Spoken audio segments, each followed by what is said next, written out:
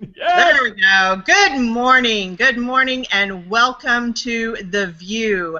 We are here today without our illustrious leader, the Reverend Meg Riley, who the last we heard was riding the rails in Minneapolis, but we'll talk about that a little bit later. I am Reverend Joanna Fontaine Crawford, and I am here in Austin, Texas, where it is T-shirt weather. What's going on with the rest of our regulars? Wait, let me just say, you make Meg sound like she's a hobo all of a sudden, like riding the rails. Like, Meg's hit the rails. She's going to see America. She's got a stick and like a bandana thing tied to it. It's amazing. Hey, it's Hank Purse. I'm speaking to you from very chilly Medford, Massachusetts. Hi, everybody. It's Patrice Curtis. I am here in D.C., and it is very windy, and so the chill factor is, i.e., it's very cold. Hi, I'm Tom Shade from Ann Arbor, Michigan, where it's cold and only partly cloudy, which is like a small improvement over what it is most of the time around here. And, you know, it's cold. It's cold. It's getting cold. I haven't been outside in a couple of days, so I've... Why do I need to go outside? I have this internet machine. And that will be Tom's weather forecast for his weather report for the next 4 months. It's cold. It's cold. It's cold. It's very cold. Outside it looks cold. The dogs don't like it when they go out. You know. And I haven't been outside. And I haven't been outside. You're gonna hibernate and have a big beard, and yeah. I'm watching YouTube videos of summer places. So And joining us today, we have two of the other members of the Presidential Search Committee, Reverend Dr. Matthew Johnson and Reverend Michael Tino. Start with you, Matthew, on check-in. Tell us a little bit about what's going on in your area. Sure. So I'm in Rockford, Illinois, where it is mild and gray. Mild this time of year means it's above 20. And it's good. Life's good. You know, it's the holiday season here in Rockford, and that mixed with protests and marches and witness events and all the rest of life. Pleasure to be with you. How about you, Michael? Good morning, Joanna. It's a beautiful, glorious day here in Peekskill, New York. I'm Michael Tino, and it's good to be back on The VUU.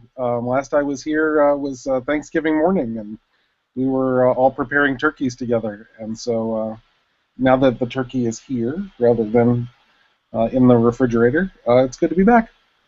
Yes, it's a little different today. For one thing, I don't have a mimosa in my hand. More's the pity. Bob, you want to come out from behind the chalice and introduce yourself? Hi, folks. Greetings from beautiful Buffalo, New York. We got 6 inches of snow last night, so it's just another day in the Queen City. So what can I say? Only in Texas, at this time of year, would anybody mention mimosas. Just saying. Really? This is a, oh gosh, for us this is like our, at least in my family, this is our holiday breakfast. Any holiday, Is that a plant?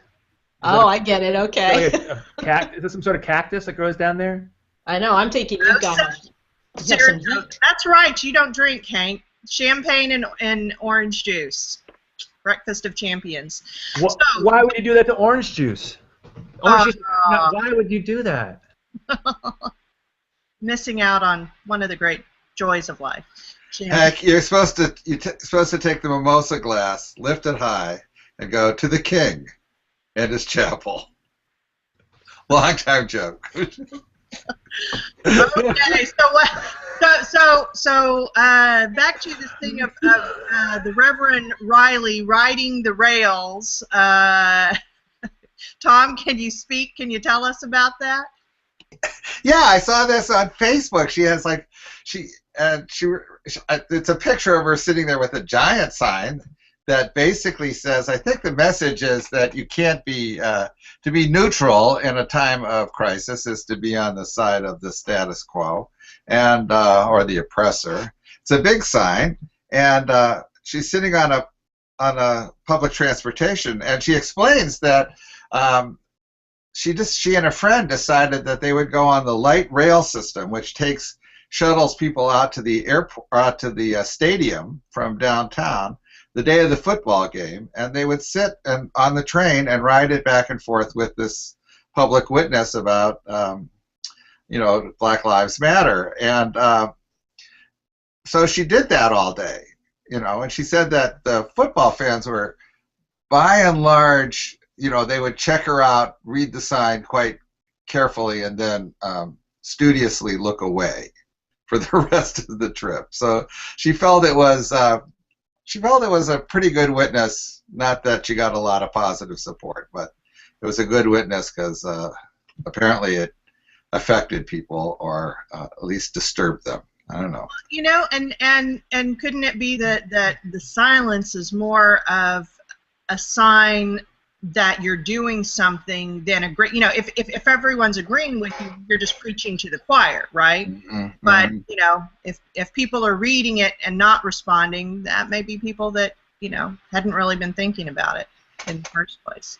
I lived in Minneapolis for a year where she did this, and those folks would need to see her about 10, maybe 20 times on the train before they'd have an opening word of conversation with or without the sign. So it may have been affecting a lot of people, even if they didn't respond.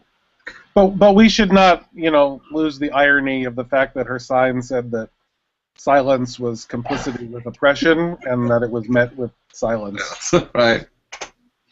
Yeah. Well, it's biblical. Mary takes it all in and ponders it in her heart. So Right. Well, I'm curious y'all's opinions, including our guests. I have really been thinking long and hard about what sort of actions do make change. And what has me really thinking about this was because last weekend in my hometown, the biggest, most she mall is the Galleria. And a whole bunch of activists went down there. I don't know if they were doing die-ins in the mall, or if they were just, what I was seeing was just people kind of walking, marching through the mall, chanting, holding up signs. There were enough of them that a whole bunch of the stores, Apple and some others, wound up closing. And so, and then on the Twitter, there were lots of people, I want to do my Christmas shopping and complaining. Which I don't have a problem with that. But my question is that sort of thing effective? Because like with it made me think of the sit-ins at the lunch counters. And those were an example of taking protest to a commercial establishment and making change. But the change came not because just they were sitting in, but then there was a boycott of people who wouldn't go to, especially the blacks in the city would not go down, and the whites in the city wouldn't go down because protest was happening and it was really scary down there. But that was a direct thing of protesting at a commercial establishment in order to make the commercial establishment change. This I'm kind of struggling with. How does this change things? Well, the sit-ins, which was about public accommodations, I mean, that didn't change until 4 years later by national legislation, right? Well, yes, some places did integrate, but lots of places didn't. Right. You're not going to, so, to me, what's important is the sustained movement, which has now gone on long enough that you're beginning to see public policy people trying to figure out what to do, that it's created a crisis, and it just keeps going. So no particular action makes change, right? It's the sustained actions over time. Eventually, people start going, well, you see different things going on now. The governor of New York, or the attorney general in New York, asking for a special prosecutor for all police shootings, etc. So, eventually public officials run to catch up with the movement. Well, right? I think we also need to look at some of the failed things and go, okay, what can we learn from them? And for me, one that I was really involved with, it was what, 10 years ago, the Million Mom March, you know, against all of the guns. Well, here it is these years later, and we got even more guns and even less gun legislation. So, you know, what was that? Was that the lack of sustained action? Was, you know? Well, maybe you didn't bother enough people. I mean, I think that's one of the things too. I mean, one, racism changes so that no longer, I mean, not just legislatively, but like, you know, any sort of you know, everybody on Facebook knows if some, like, you know, small town diner in some place, you know, doesn't, you know, serve an Asian family, and then everyone knows about that, and that place, you know, so there aren't that many situations like that, but sort of reminding folks, and I think especially for those of us in the white community, to remind other folks in the white community that this is not an invisible, this is not a problem that we can just ignore because it's not happening in my neighborhood and it's not happening to me. So bringing that message to places, especially at this time of year, where people are around, and sort of saying, this is an important thing. You know, Black Lives Matter is a, you know, hey, hello, remember this, you know, and we can't just go on to whatever else is next up on the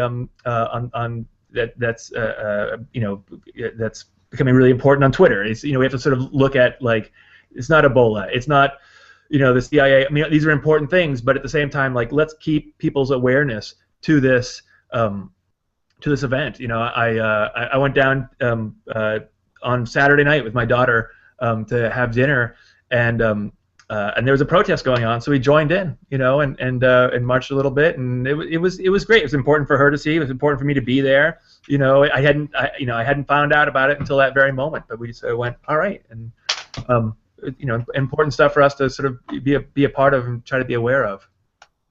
Such a good dad. So one of the things that heartened me about there's going to be a march Saturday, National March, co-sponsored by the NAACP and National Action Network, and it's you know, National March Against Police Brutality. I was on a phone call with the organizers and clergy from all over the country, and the thing that heartened me is that the folks said, you know, what we want to do is we want to take Martin Luther King's model of nonviolent protest for the purposes of changing policy. And that was when I was like, okay, I'm on board with that, because I think that I worry about these protests actually giving folks an outlet in which their energy and their passion dissipates, but there is nothing left in the wake, which is sort of like Occupy movement, maybe. We haven't obviously forgotten about the 99% and 1% the difference, but as far as what's actually changed legislatively, it has started very slowly, right? We have a real focus now on minimum wage, but that's what I want. I think sometimes we forget when we look at Martin Luther King that we forget how much was being done behind the scenes. So there was huge public witness, and there was a lot of discussion with policymakers, with the president, about actually changing legislation. And that's what I want. So if all of this leads to, or we begin to realize we need an arm, right, of legislative advocacy along with our public witness, I'll be very happy. So I'm with you, Joanna. I'm wondering about that also, and really sitting with that. Right. Well, because things are very different now, and one of the key things that's different is MLK and the other organizers of that time. It wasn't just marching to march. It was a very deliberate way to provoke a response. That was what they wanted. They wanted, you know, the horrible stuff. They wanted that to happen so that it could be captured on film, so that other people could see that, and that would motivate people to say, oh, this has got to change.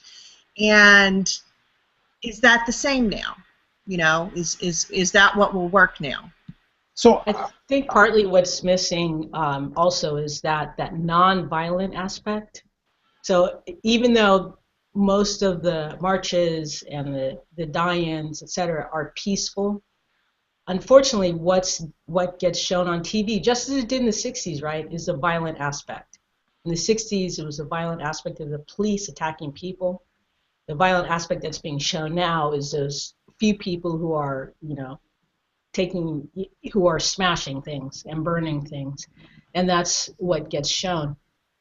And so people who might not be engaged, they're not, that their compassion is not being engaged, because what they're seeing is like, oh, there are these folks who are running amok, right? So I think that piece is missing too. You know, I don't think that the strategy is as clear, certainly, in terms of provoking specific action in specific ways. But I'm actually seeing here in New York, actions are being provoked by these actions, by the protests, by the disruption. You know, people are saying, you know, I think that the point of disrupting other people's lives is to say this is important enough that our lives can't go on normally, so yours can't either, in a certain way. And I think that the reaction I'm seeing, which is really interesting, among people who are inclined to care about these issues, but who are privileged enough to often opt out of caring, so it's an interesting group, you know, and it's people I serve, is that their reaction is, boy, I don't want to go lie down in the street, but I want to find something productive to do. So when I said to them, we've been invited by the NAACP in Westchester to join in conversations with the police about police accountability, and in those conversations so far, white people haven't shown up, and they need us.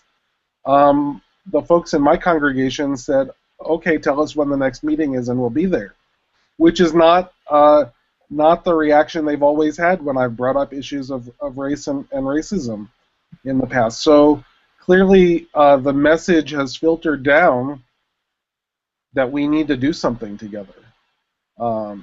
Is that on purpose? Like, is there actually really good strategy like there was 50 years ago? I'm not sure, but it's filtering. And let's also, sorry, go ahead, Matthew. Okay, thanks. I think it really depends on where you are, too.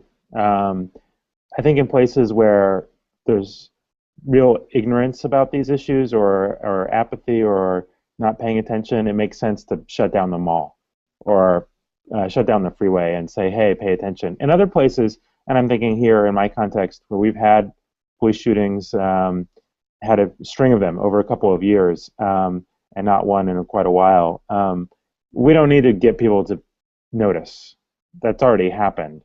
And so it's interesting to see how the conversation has moved as folks have explored what's the strategy. I mean, in some places, right, it's about how the police procedures are. Well, we had the Department of Justice come in after a bit era, and the police procedures have changed. But sometimes they don't get followed. But then becomes a question about discipline, about community review, and in particular about prosecutors' role. And so our rally here tomorrow is about prosecutors and grand juries and that question. So the general issue is so big and complicated, but you got to find a place in your local issue, and this is why Unitarian Universalists need to be involved and show up and learn their town and their city, and don't watch the national news because it's not as useful. Pay attention to what's happening in your place and what the people there are trying to do, if anything. That's my 2 cents. I like what I think that's really important to know what's going locally. I also like what Michael said about showing up. One of the things that I believe in is that we're all different and we all like to show up in different ways. And I think that we need to have all of those options. My first go-to would not be to march. Maybe that's because of the time I spend in D.C., who knows? But advocacy, legislation, talking to folks who can actually affect policy change, legislative change, it would be the thing that I would do first. And you need to have all of those. You need to have all those different ways so that people don't feel like they can't engage. So I think that's a beautiful thing, Michael, that folks are turning up. I also like that what you said is really important, and I'm starting to see more of this discussion about, who is leading the conversation. I've seen a couple posts of people saying, oh, what I'm seeing is, white guy on a megaphone talking. And I think we need to have all of the voices in the, everybody speaking. I think we need to have, the white guy, the black guy, the Asian guy, the Hispanic guy. I mean, one thing I would like to see is this expanded out. Though I know that a lot of the violence is against young black men, as far as the police go. In the back of my mind, I've been wondering about other people of color. I don't know if anybody's seen anything. And actually, I've been wondering about, like, do Hispanic young men have this response, or the same kind of problem? Or? And it's not just young men. I posted something on Facebook last night that a whole lot of black women the same thing is happening to them, but for some reason this isn't being really picked up. These aren't stories that people are connecting to. And I don't know why that is. So that's one of the things about movements these days, is that around all these movements, especially as I watch Twitter a lot, there's a whole continuing debate about who speaks for who's left out of the story, challenging white people's and calling for us to self-monitor ourselves about how we're participating. This is a huge piece of the struggle, I think, at this point, is this internal to the movement kind of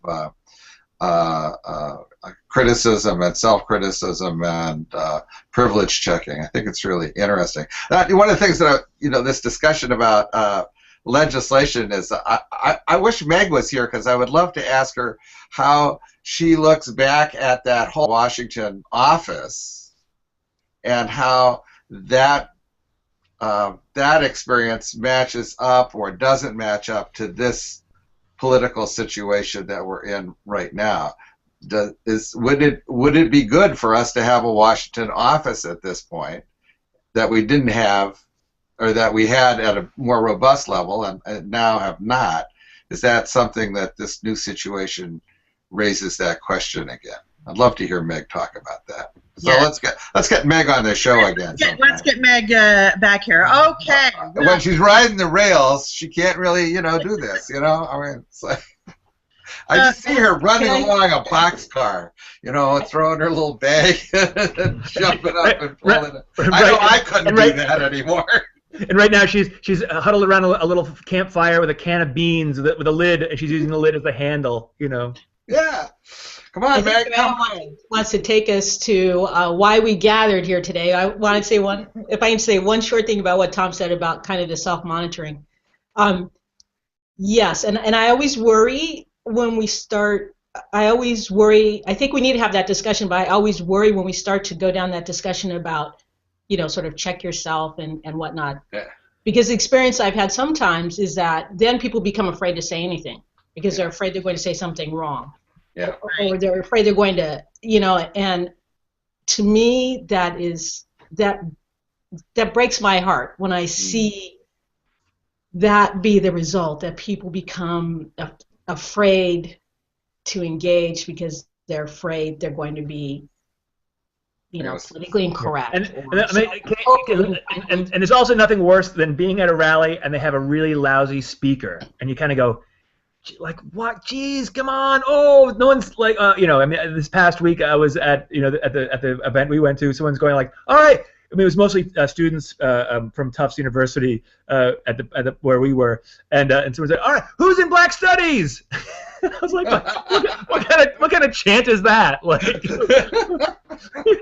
and I started to giggle. It was just, which of course is me. I'm always the one giggling in the back of the sanctuary, even or in the pulpit. Okay, on to the search. Right, yes. that crazy speaker. Oh wait, that was me. Oh, that was me. Wait.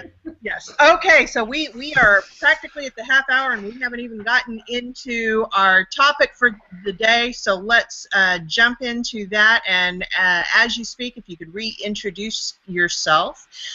We do have actually three members of the UUA's Presidential Search Committee here, and tell us a little bit about what is going on there, Matthew or Michael.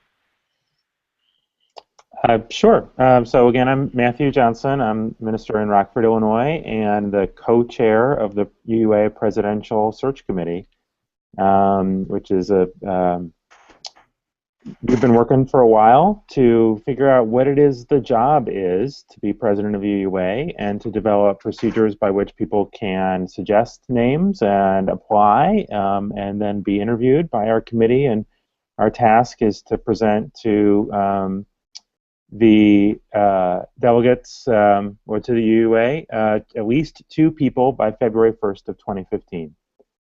So at our meeting in October, we finalized all the documents and procedures and job description and are now open for people to apply. And the deadline for applying is the 15th of July of next year, a couple weeks after General Assembly.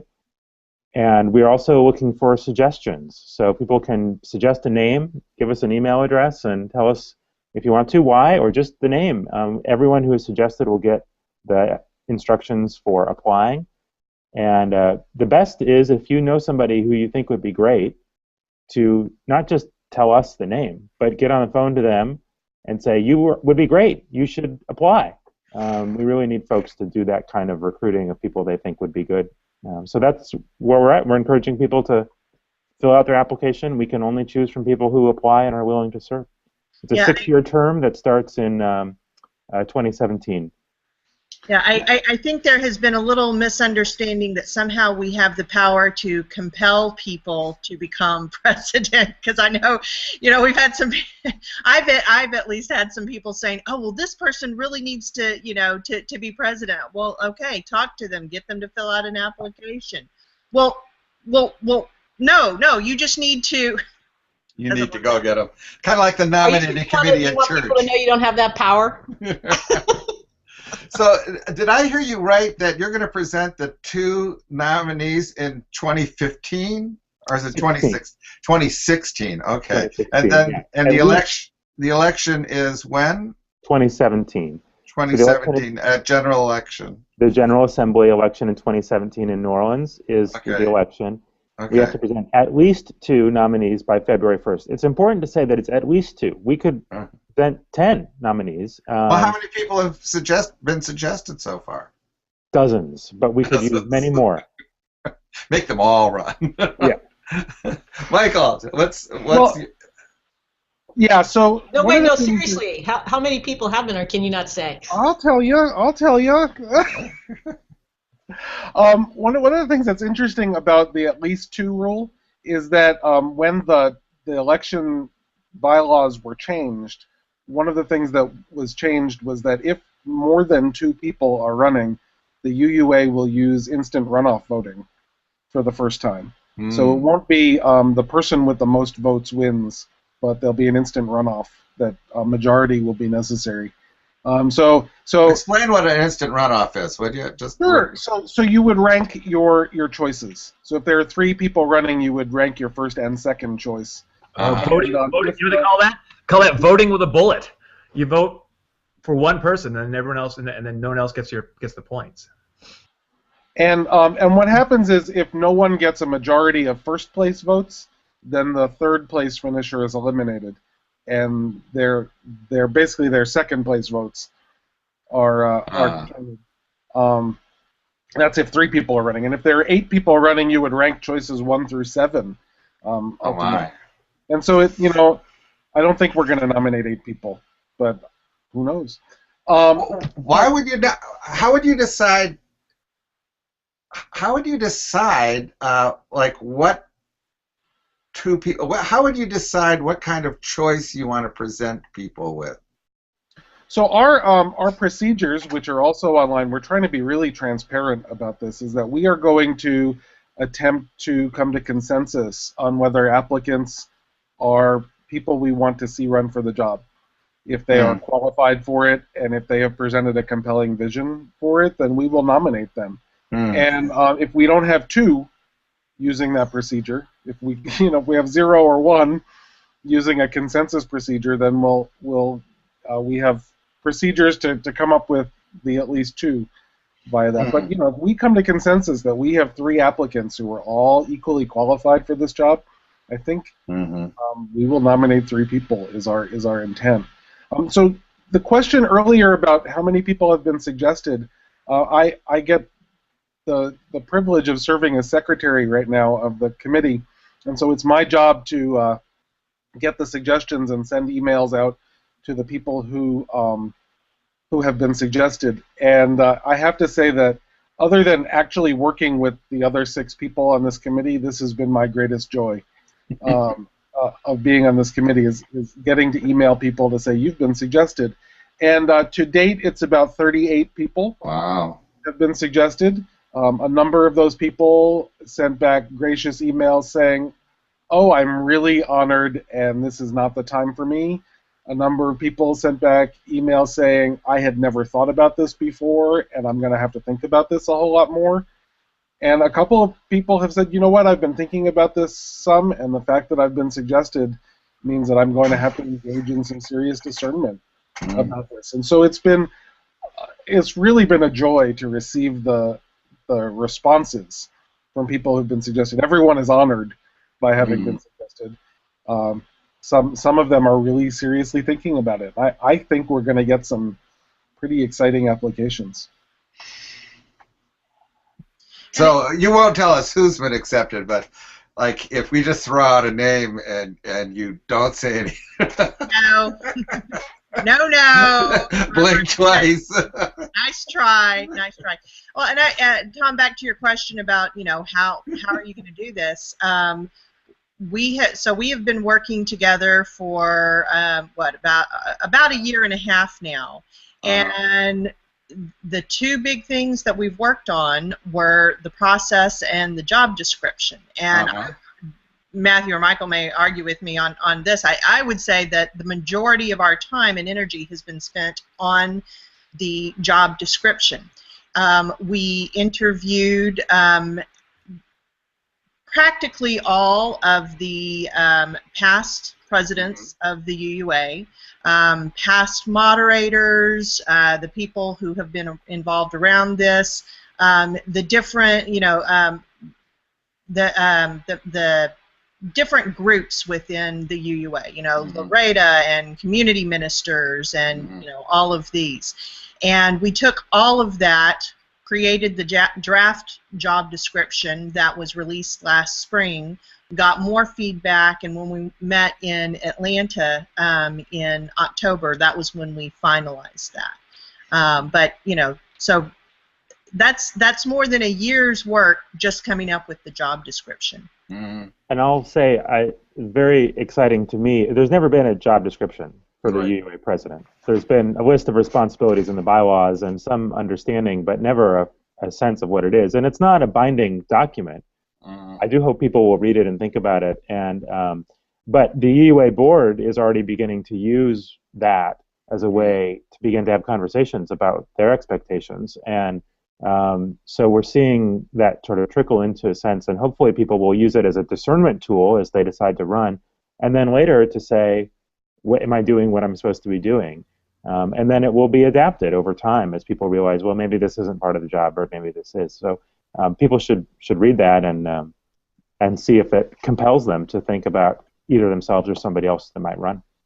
One of the things about job descriptions is that they tend to be exhaustive, comprehensive laundry lists of everything that anybody has an interest in seeing happen. And would like to see this person do the job. So my question is, what did you leave off the job description? I think a lot of what we left off was anything that would answer the question of how. We didn't want to have that laundry list. And so it was, okay, starting with we combed through the bylaws. That was one of my things to do, and there's very little in the bylaws. It's the job description is the president is the executive of the association. Right. So then we had to, in addition to interviewing all these, people who have done the job before, we brought in an expert on policy governance, because this is the way the UUA is operating now. And okay, what is that going to mean for the search? So at the end of it, one of the I thought kind of powerful moments in our Atlanta meeting was, we had come to what we felt was the final job description, and we read through it again, and one of our questions was, is this, is this too much? Is this one of those, man, even Jesus couldn't do that sort of things? And all of us said, I can instantly think of people who fit this. Yeah, so that's a pretty big jump to Jesus. I don't know. I've never been impressed by Jesus' executive ability. He wasn't a big one for policy. He organized 12 people. Come on. I'm not sure he could. And then he got killed. He never had any staff. I haven't heard Peter Morales curse any fig trees yet, so I will wait until. Okay, Michael, you're ready. Tom, you asked about what we left off, and Matthew and Joanna might disagree with me, but I think that one of the things you left off Matthew. Sorry. One of the things I think don't worry. didn't make it in there were lots of people who wanted their issue listed in there as the president should care about. Insert your issue here. The president should care about climate change. The president should care about youth and young adults. The president should care about, I can go on and on, because there were lots of people who wanted their issue listed. And we didn't list any of those issues. We said the president should have a broad intersectional cultural competence and a desire to improve that, and left it there, because we thought that was what it boiled down to, was that the president needed to be able to understand the diverse voices that are speaking in our association. We didn't list people's issues. So I think that's one thing that got left off. That's a break. No, I mean, just my observation is that a lot of our internal discussion in Unitarian Universalism is about kind of issue competition. That it's what we do and what we care about is so kind of undefined and so diverse across the country that a lot of people feel the need to put forward, more of us should be worrying about this, that, or the other thing. I don't think it's a unhealthy process, but I don't think it's really the best, it's the best way to conduct our business. But so go ahead, Matthew. You're going to say. I just wanted to say not much about what we left off, but that Joanna mentioned this conversation about, is the job too big? And we got people who said, oh, it's too hard, this would be, too much. And not only did we look at it and say, yeah, we know people who could do this, but it's supposed to be hard. This is a hard job. And I think, when you think about people who might run for it, they need to be exceptional. They need to have leadership capacity, vision capacity, and perseverance, personal resilience. We heard that a lot from the former presidents, how important that is, a strong sense of self and commitment and good support network and a spiritual practice that sustains you, spiritual life. It's supposed to be hard. So the people who, it's not amateur hour. You got to be ready to really step up, because part of this is the times, just as we face in each individual congregation, the way that the religious atmosphere is changing. This person will be president through 2023, and who knows what the world is going to be like. And they need to have the ability to be creative and visionary and responsive and accountable in ways that we can't imagine what the issue is going to be in 2022. But we can imagine the qualities that will help someone rise to the challenge. what do you think the training grounds for the kind of person that you think is that would get your enthusiasm? Is it large congregations? Is it denominational activities? Is it community activities? Where do you see people developing the kinds of skills and traits that would make for a good UUA president? One of the things that's really exciting about this way of doing things through a committee rather than self-nomination and encouraging people is that I hope that we can expand the definition of what that is. Historically, almost all of the candidates have been from either large congregations or from UUA staff, which are fine places to learn how to lead, how to fundraise, how to cast a vision, how to work.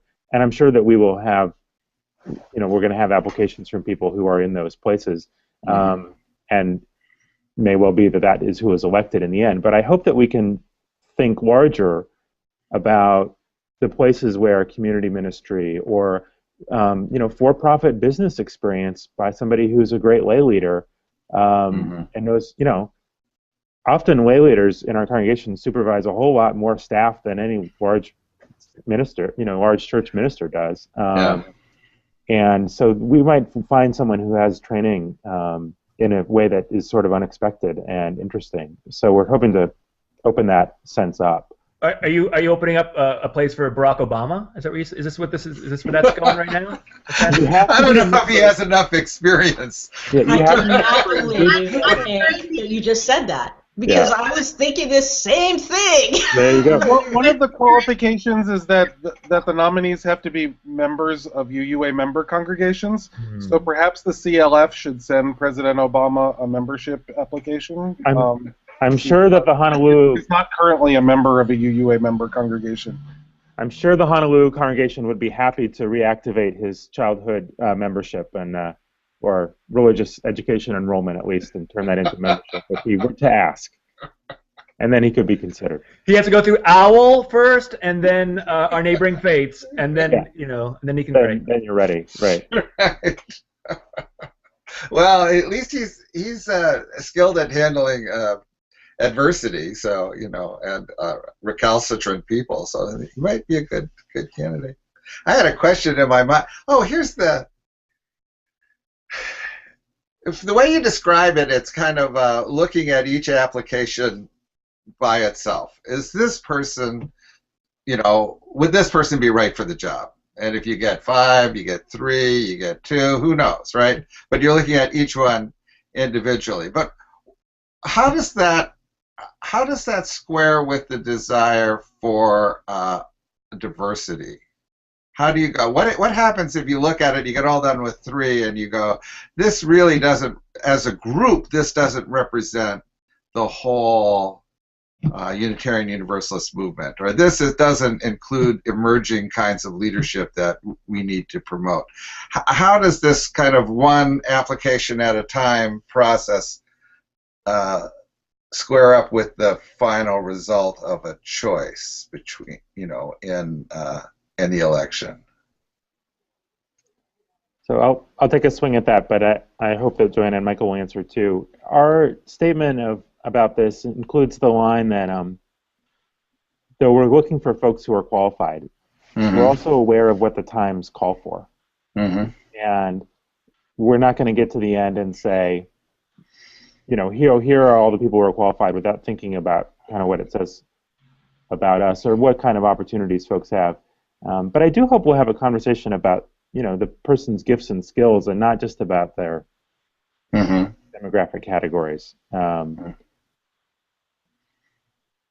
But Michael, Joanna, what do you want to say? Well, last spring we had a really good conversation in Houston because all of us had been having people come to us with certain expectations or requests around the area of diversity, gender diversity. You mean everybody saying we want a woman? That, but also age diversity. Also people saying, yes, it should be a minister, no, it shouldn't be a minister. And so we had a really good conversation, and I mean, I will tell you, it made me so proud of what we're doing that conversation, because that was where we said, you know, there is value in looking at everything that a person brings, including you know, their different identities. But what we are looking for is the best person to run the UUA. And so we're not going to, you know, we're not going to make a decision based on, okay, we have to have, you know, 2 of this group or 1 of this group and 1 of this group. We're looking for the best, period. And Tom, you know, I think that part of our challenge for the next 8 months until applications close July 15th, 2015, is soliciting applications from people who represent that diversity. Mm-hmm. Right? So I hope that our committee will be looking at the people who were suggested. I know that we have already. And the people who are favorably responding to that suggestion, and maybe leaning on some folks and saying, you know, we think you have an emerging style of leadership that really needs to be represented in this pool. Mm-hmm. Maybe you should more strongly consider putting in that application. I think that that's part of our challenge for the next 8 months. I think you're up against a prevailing cultural norm. I mean, every discussion that I've seen that's broad about this has immediately gone to a kind of identity-based nomination. We need a, you know, basically what it comes down to is we need a Gen X woman. We need a woman under 50. You know, basically that's where people go with it. And and I know you don't want to go there. Yeah. But that's what you're going to be. That's the headwind you're going to be sailing against in it. Is that you know, that kind of identity-based, and you don't want to just drop back to that kind of liberal. Well, we'll only choose the best qualified, because God knows whatever that means, right? You know, which is usually code language for guys like me. But you know. No, but the one thing I will say here is what we are not going to do is we are not going to manipulate the system in order to engineer a desired outcome based on identity. We have more faith in Unitarian Universalists than that. Michael and Matthew, am I saying anything you disagree with? That's right. One thing I'll add is, we said this earlier, we will have the applications that we have. And it's possible that we will wind up nominating 3 women under 50, but it will be because those are the best of the applicants we've received. So we're not predetermining, we're not ruling anybody in or out based on those categories. Yeah.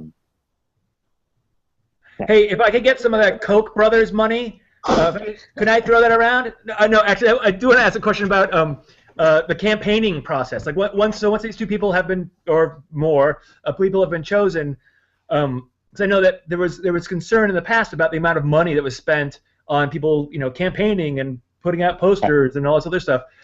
What's that process like? Can we raise money? You know, how does all that work? So I'll take a swing at this, because Wayne Arneson, who's a member of our committee, and I have been working on this piece of it. We've had this and working with the UUA board, and we've proposed to them, and they'll be considering proposing to the delegates an amendment to the way that our campaigns are funded. And candidates need to raise money because they need to do some travel, although it's less than it used to be. You can appear, here we are, we're in how many different cities and having a great conversation. So that has decreased. Oral Holman told us in her campaign she mailed DVDs to every congregation. You would never do that anymore. So the costs can decline, but you do have to make some appearances and produce some materials. So, but we don't want people to be able to go to one congregation and raise all of the money that they need, or even to one donor. We need some broad-based support, because fundraising is an important part of the job. So there needs to be some measure of skill shown. It can be a testing ground. So we're proposing individual limits of $5,000 each and a total limit of $100,000 for fundraising, which we hope will make it more accessible to folks. They don't feel like they need to raise $200,000 or something like that. 100 is plenty to run the kind of campaign, and it'll be a shorter campaign season by a little bit as well, which will reduce expenses. It should be plenty of money, but it'll prove that people know how to sit in a room with somebody who has money and ask for it. And if that happens, that right there will completely change the way we've always done our elections. If we actually have limits, individual limits. What was it? How much money was spent last time by the candidates? Oh, you want to get that, Matthew? Sure. Peter spent just a little bit under 100,000, and Laurel spent, I think, 150, 160, something like that. I'd have to check those numbers, but she spent substantially more than he did. She started earlier. If there are questions out there in the world, what is it? The hashtag the VUU is. You can post your questions there, and we'll catch it and we'll get it answered here. We have a way of getting those questions. Tom, do you mean on Twitter, or you just if I just write hashtag the VUU, it just kind of comes up? It'll like Santa, like notes to Santa. Yeah.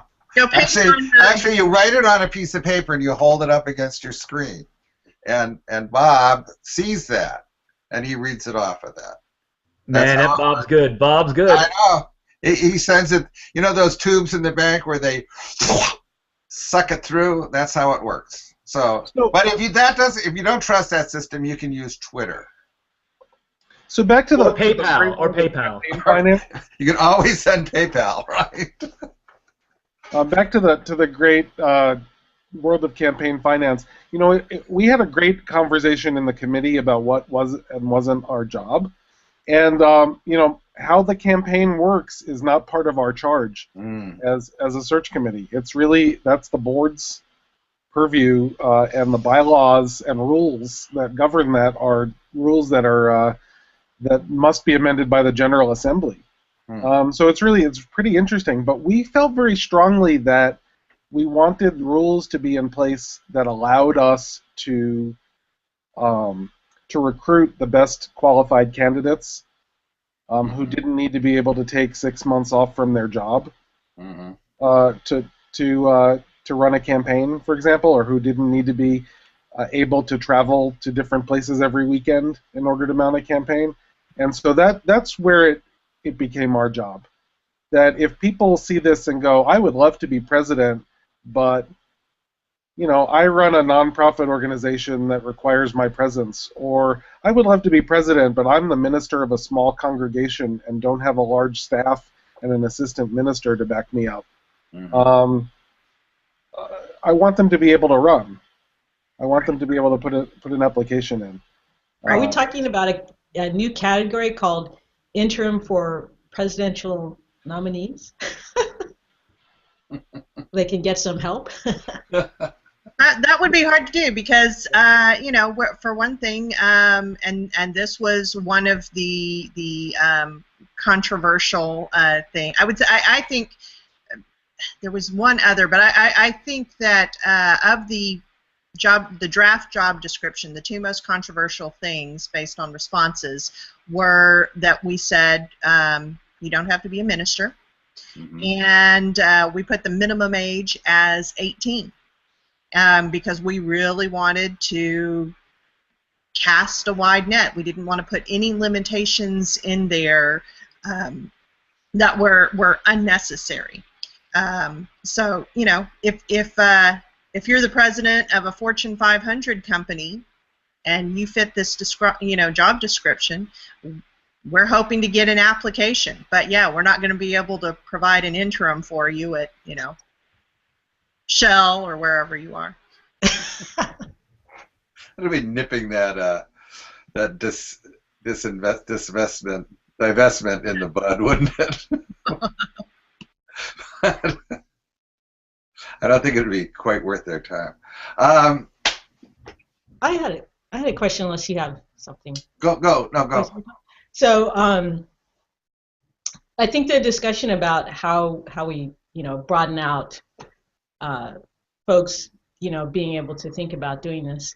Have we ever had a situation where we had like I don't want to say like a presidential nominee camp, but like some sort of process where we groom potential, I don't know, potential nominees over a couple years? You mean like leadership development, Patrice? Yeah, well, yeah, but pretty specific type of leadership development. Yeah. Have we ever done that before?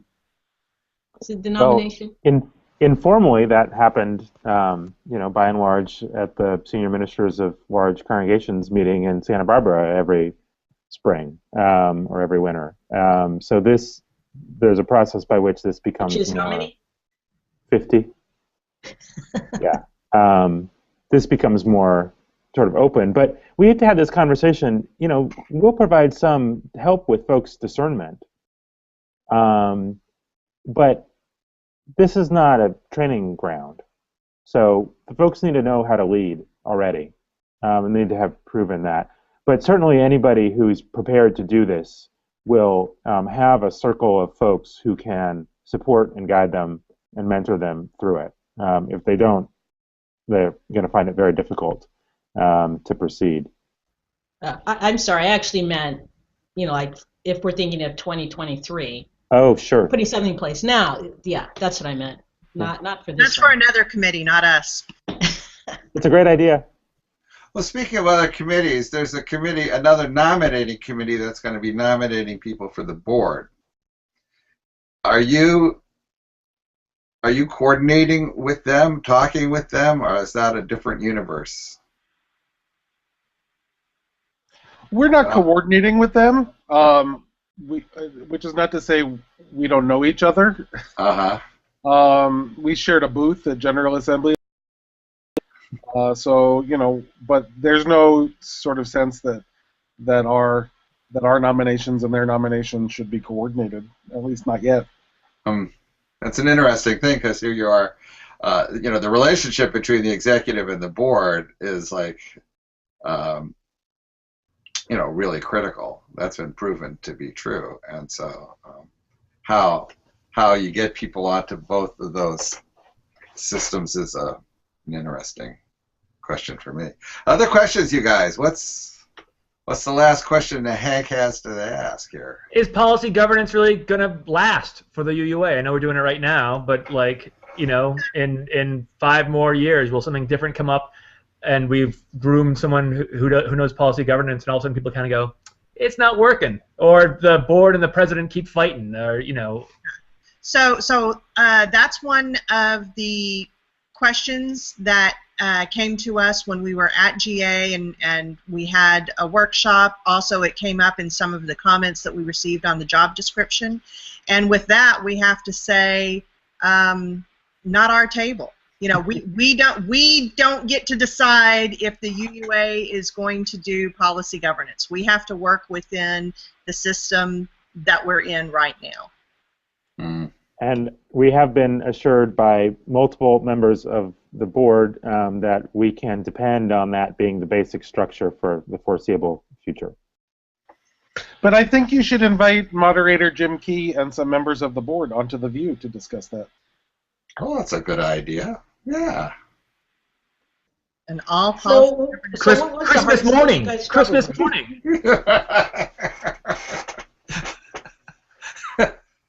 So what I think would kill our viewership forever. A whole hour on policy governance. Oh, yeah, right.